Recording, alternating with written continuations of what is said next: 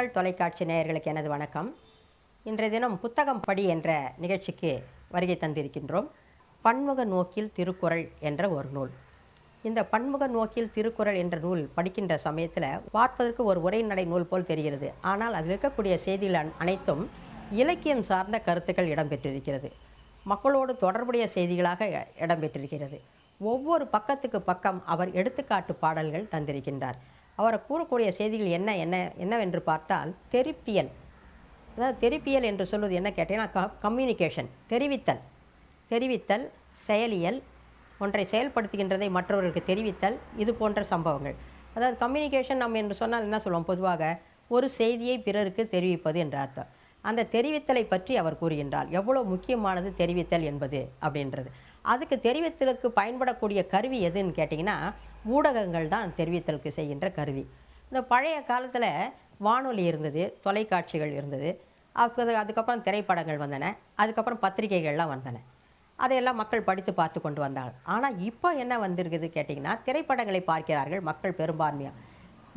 ஒளி காட்சி இவை இரண்டு மக்களுக்கு பயனுடையதாக அமைந்திருக்கிறது. அதே சமயத்தில் ஒரு இடத்துல ஒரு சம்பவம் நடைபெறுகிறது என்று சொன்னால் உடனடியாக நேரடியாக கொண்டு வந்து செய்தியை சேகரிப்பது எது என்று கேட்டிங்கன்னா பத்திரிகைகள். அந்த பத்திரிகைகள் வழியாக அந்த செய்திகள் வந்து சேர்கின்றன. அப்படி பத்திரிகைகள் வழியாக வந்து சேரவில்லை என்று சொன்னால் தொலைக்காட்சி வழியாக செய்திகள் வந்து சேர்கின்றது. அப்போது ஒளி காட்சிகள் இடம்பெறுகின்றன. இது முக்கியமான ஒன்று.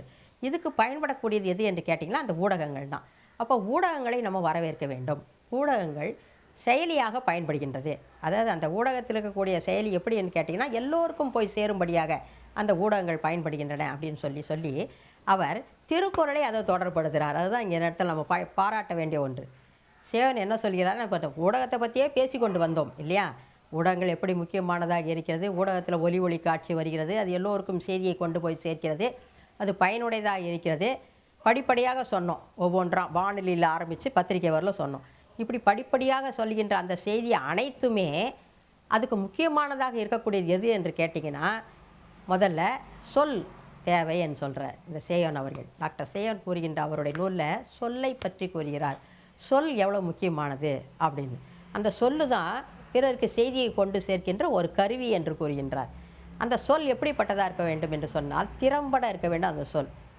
அந்த சொல் உடைபடாமல் இருத்தல் வேண்டும், தெளிவாக இருக்க வேண்டும், செய்தி போய் சேர்க்கின்ற வண்ணமாக இருக்க வேண்டும், சொல் ஆற்றல் உடையதாக இருக்க வேண்டும், சொல்லினுடைய திறமையை எந்த இடத்தில் பயன்படுத்த வேண்டுமோ அந்த இடத்துல சொல் திறமையை பயன்படுத்த வேண்டும், அது தெரிந்திருக்க வேண்டும் என்று சொல்கின்றார் சேயன் அவர்கள்.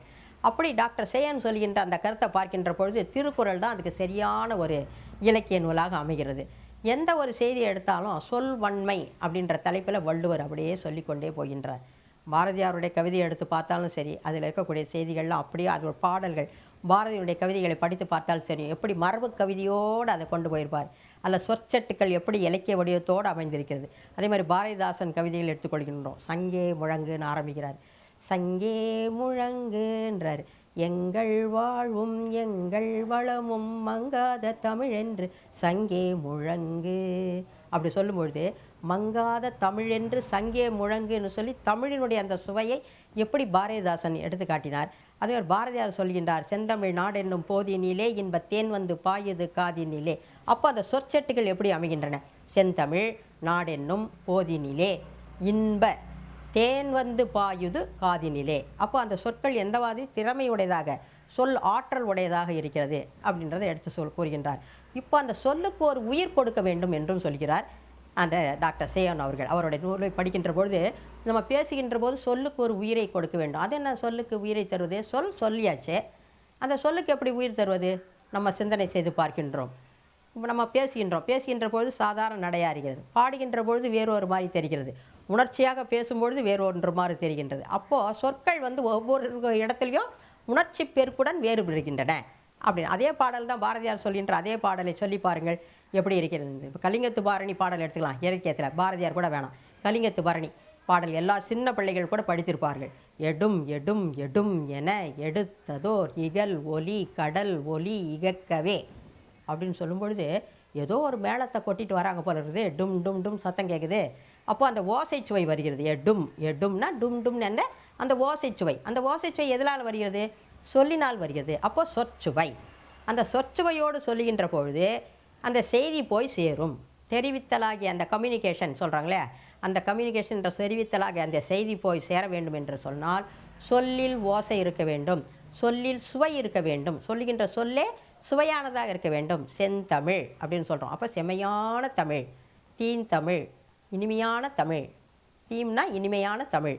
இப்படி ஒவ்வொன்றுக்கும் ஒரு சுவை கூட்டுவது போலவும் சொல்லுக்கு உயிர் கூட்டுவதும் போலவும் சொல் இருக்க வேண்டும். அப்போ தான் அந்த சொல்லுக்கு ஆற்றல் இருக்கும் அப்படின்னு டாக்டர் சேயன் அவர்கள் குறிப்பிடுகிறார். அந்த மாதிரி சொற்கள் இணைந்திருக்கக்கூடியது எது கேட்டால் நம்முடைய தமிழ் இலக்கியம்தான். எப்படி சுவைத்து எப்படி சுற்றி வளைத்து கொண்டு வந்து பார்த்தாலும் கூட தமிழ் இலக்கியத்தில் இல்லாத சொற்கள் எதுவுமே இல்லை. எல்லாமே இலக்கியத்தில் இடம்பெற்றிருக்கக்கூடியதான். அனைத்தும் தமிழ் இலக்கியம் ஒன்றே சுவையானது. அவற்றில் தான் எல்லா விதமான சொற்சற்றுக்களும் இருக்கின்றன. அதாவது நலம் என்னும் நலனுடைமை அந்நலம் நலத்து உள்ளதும் அன்று அப்படின்றத நலம் நாக்கில் நலனுடையதாக இருக்க வேண்டும். பேசுகின்ற நம்முடைய நாக்கு நலன் உடையதாக இருக்க வேண்டும், சொற்கள் சுவையுடையதாக இருக்க வேண்டும், எடுத்து காட்டக்கூடியதாக இருக்க வேண்டும் அப்படின்னு சொல்கிறார். சொல்லுக சொல்லை பிரிதோர் சொல் அச்சொல்லை வெல்லும் சொல் இன்மை அறிந்து.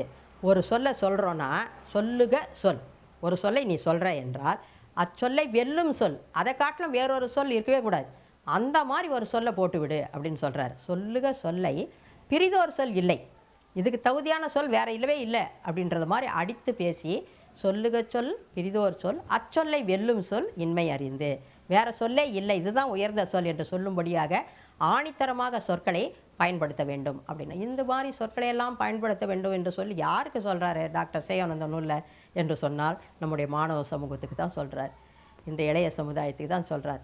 நூல்களை எல்லாம் வாங்குங்க, படியுங்கள், அதில் இருக்கக்கூடிய சொற்களை நீங்கள் பேசி பாருங்கள். மேடை பேச்சு எப்படி உருவாகிறது, சொற்பொழி எப்படி உருவாகிறது, எழுத்தாற்றல் கட்டுரை எப்படி எழுத வேண்டும், கவிதை எப்படி எழுத வேண்டும், சிறுகதை எப்படி எழுத வேண்டும், இது போன்றதெல்லாம் உருவாக்கங்கள், இலக்கிய படைப்புகளை உருவாக்குவதற்கு சொற்கள் அவசியம். அது தெரிவிப்பியல். தெரிவிப்பியல் என்றால் நம்முடைய கம்யூனிகேஷன் வழியாக தெரிவித்து கொள்ள வேண்டும். நம்மை நாமே நம் உள்ளத்து உணர்வுகளை வெளிப்படுத்த வேண்டும். எப்படியெல்லாம் பேசி வெளிப்படுத்தலாம், எழுதி வெளிப்படுத்தலாம், நம்முடைய உணர்வுபூர்வமான சொற்களை எடுத்து உரைத்து நாம் வெளிப்படுத்தலாம். இப்படி பல்வேறு கோணங்களில் நம்முடைய இலக்கியத்தை நம்ம உருவாக்கி கொள்ளுதல் வேண்டும். அதுபோல் உருவாக்குவதற்கு முனைப்புடன் நாம் செயலாற்ற வேண்டும். இப்படி முனைப்புடன் உருவாக்கணும், செயலாற்ற வேண்டும் சொன்னால் எங்கே தான் போய் செயலாற்ற முடியும்? நூல்களை படித்தால் தான் செயலாக்கம் செய்ய முடியும். ஆனால் நல்ல நல்ல நூல்களை நாம் நாடி சென்று கற்க வேண்டும். கற்ற நூல்களில் கூறிய அந்த கருத்துக்களை எல்லாம் நாம் உள்வாங்கி கொண்டு நாமவே ஒரு சொற்களை, புதிய சொற்களை உருவாக்க வேண்டும். புதிய சொற்களை உருவாக்கினால் அந்த பழைய சொற்களுக்கு இணையான புதிய சொற்கள் ஒன்றும் பிறக்கும் இல்லையா? பழைய சொல் ஏற்கனவே ஒரு சொல் இருக்கும், அதுக்கு இணையான ஒரு புது சொற்களை நாமே படைத்தல் வேண்டும் அப்படின்ற ஒரு உயர்ந்த சிந்தனையை படைக்கிறார் டாக்டர் சேயன் அவர்கள். ஏன் நம்மால் புது புது சிந்தனைகள் உருவாக்க முடியாது? புதியதொரு திருக்குறளை எழுதும்போது திருவள்ளுவர் எழுதின திருக்குறளையே மாற்றி தாமாகவே ஒரு புது திருக்குறள் எழுதுகிறார்கள் என்று சொன்னால் பழைய சொற்களை மாற்றி போட்டு புது சொற்களை பயன்படுத்த முடியாதா? எழுத முடியாதா? எழுத முடியும் அப்படின்னு சொல்லி டாக்டர் சேயன் அவர்கள் தன்னுடைய நூலில் குறிப்பிட்டு வருகிறார். இது போன்ற பல்வேறு கருத்துக்களை எல்லாம் இடம்பெறக்கூடிய அந்த உயர்ந்த ஒரு நூல் இளைய சமுதாயத்துக்கு பயன்படும், மாணவ கண்மணிகளுக்கு பயன்படும். அதனால் வாங்கி படித்து பார்த்து பயனடைவீர்கள் என்று கூறிக்கொண்டு வாய்ப்பளித்த மக்கள் தொலைக்காட்சிக்கு நன்றி கூறி விடைபெறுகிறேன். நன்றி, வணக்கம்.